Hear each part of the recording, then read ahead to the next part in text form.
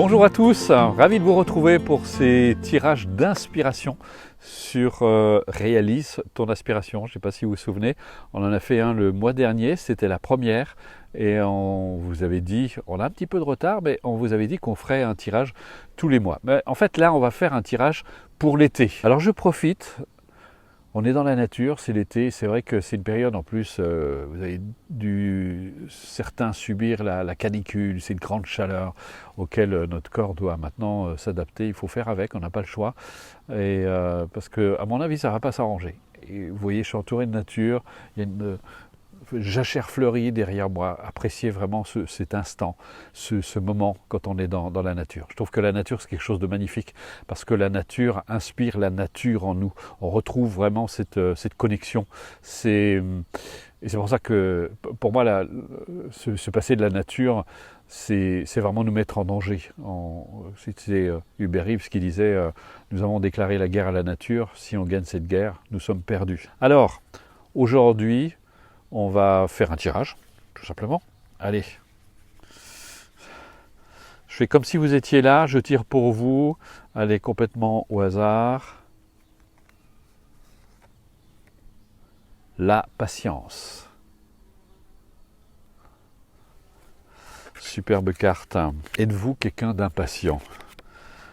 Ça veut dire on est patient dans certaines circonstances et pas dans d'autres.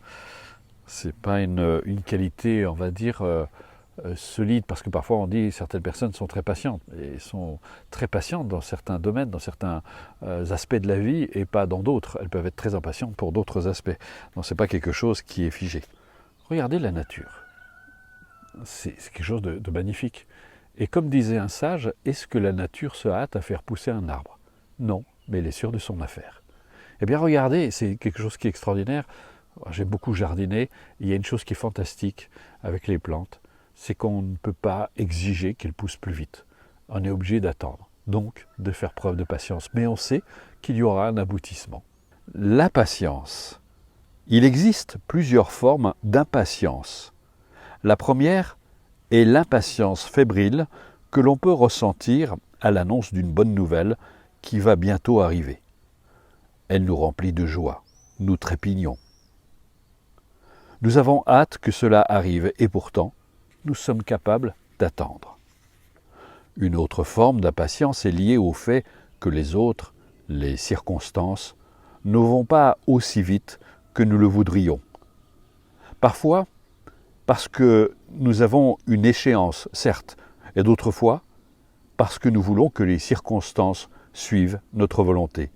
Dans ce dernier cas, nous devenons exigeants, intransigeants, voire agressifs et colériques. Nous nous mettons sous pression et de fait, notre environnement aussi. Seulement, nous ne nous rendons pas compte qu'en étant ainsi, nous faisons exactement l'inverse de ce qu'il conviendrait pour que les circonstances se produisent plus vite.